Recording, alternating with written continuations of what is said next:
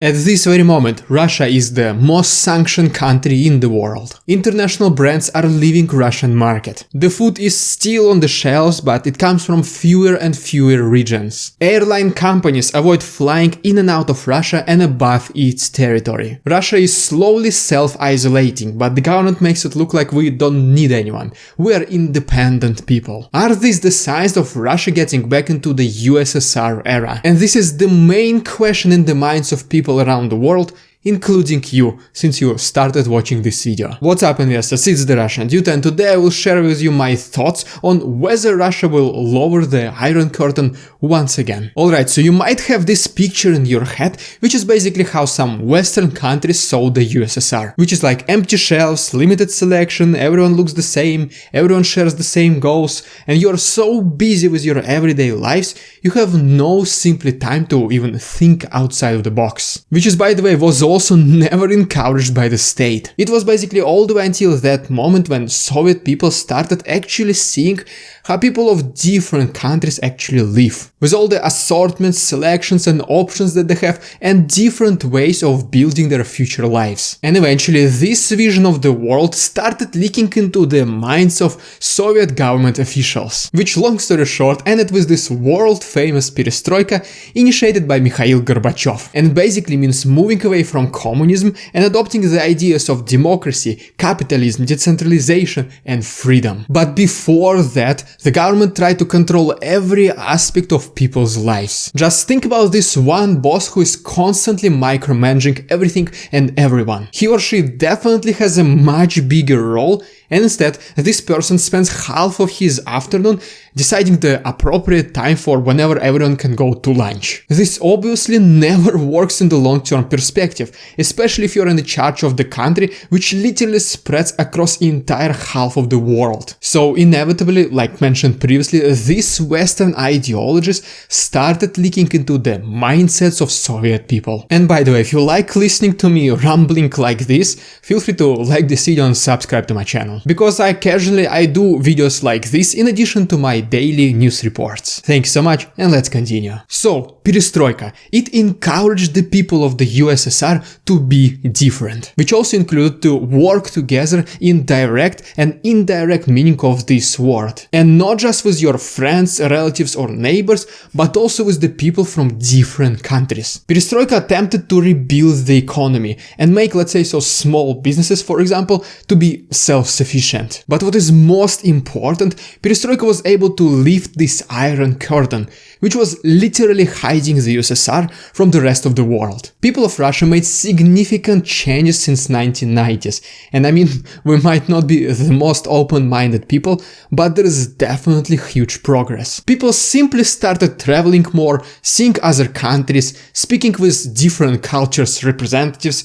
and realizing just how many different ways of living your life there are. This has also been reflected in the freedom of choices, which is basically which food you want to buy, which clothes you want to wear, which car you want to drive. And I guess you know, people get used to good things very quick. So whenever you try to take it away from them, it obviously creates much greater resistance. So basically it made it so much harder for the current government of Russia to bring people of Russia back into their own small world. And in order to achieve this, the government has to answer three main questions. The first one is how they can unite people. The second is how to show your people that the country and the government is everything they will ever need in their lives. And third is how to make your citizens already basically subconsciously reject and resist this Western way of living. Okay, so starting with the first question for the government is how to unite people. And traditionally it is done by creating this external enemy, which is usually an artificial one. And to be honest, Russia was doing this for the past decade. You'll always be able to see this on the news how greedy and evil Americans are. Or most recently, this attention switched to Ukrainians. Brainwashing obviously takes some time, and not every single Russian started disliking Western countries immediately. For some people it took months, for the others it took years, but whenever you see this propaganda Russia literally 24/7, even the strongest minds with the absence of other points of views eventually falls into this black hole of propaganda. But whenever government shows that there is this some kind of external enemy, the second thing they must ensure is to let people know that government will always be there to protect them. Just think about yourself during any of the conflict situations in the past, whether this were something verbal or actual fighting. If there was this one person who took your side, subconsciously you already thought about this person that he's much better than anyone else, at least during that moment. It is just biological that people will always be looking for friends. And the third question, which is basically the last thing that the government should do, is to plant this seed of doubt into the minds of their own people, so that these people will question any other lifestyle except the ones that they're living right now. So it basically even makes some people to even feel sick whenever they imagine themselves living like those filthy Americans. And this third step is achieved by constantly repeating the first two, which is once again, first, show that there is an external enemy, and two, show that the government is here to protect you. And unfortunately, this is exactly what the Russian government has been doing for the last decade. I still remember the time when you could have just told your friends or relatives that you've been traveling in America and you don't feel like you're being judged by these people. Sometimes you can even clearly see these questions in their eyes, something like, oh, so did you visit these Yankees? Are they really so fat? Do they even shoot on the street? And do you know that Americans are stealing Russian babies after all? I even have some friends who are going to these opposition protests supporting Navalny back in 2011, and now they hate this guy so much they said, if there is a chance, I'll personally kill him. And I mean, we're still friends who just don't talk about politics, but still that's the fact. And as if you have might guessed, these people are no longer interested in anything that's happening outside of Russia. They will not care if the groceries will only be limited to Russian products, even though it might potentially mean that the selection will be cut in half. They'll be more than happy selecting between two Ladas, because they say, why would I need this American Ford?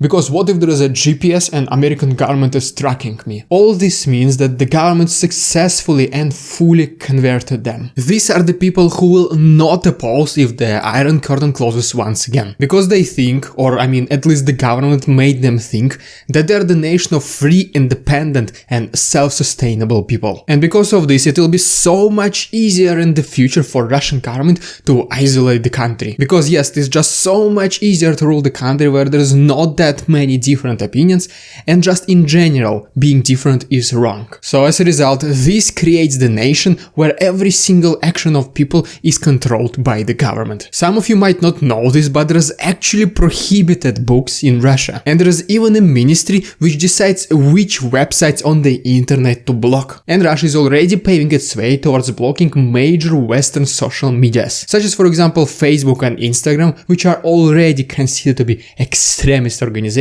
yet they're still accessible with VPN, and Google and YouTube, which are walking on a very thin ice. All this leaves the people of Russia with fewer and fewer options where they can see, hear and read at least some different opinions. And that is why whenever you see another video of these crazy Russian patriots, you might immediately obviously dislike them. Your first reaction will be like, how you can even behave like this? You're obviously the one who is wrong here. But these Russians, they just simply don't know better, because they're only presented with one side of the story. They cannot even choose what they should believe in, because the government presents them with only one and only approved truth. So, does this all mean that Russia is probably going back to the USSR times? Well, unfortunately, it certainly looks this way. For the last decade, Russia has been doing import substitution, and at this very moment it does look like it can be a self-sustainable country, at least in the nearest future. And the unity among the majority of people is so strong at this moment,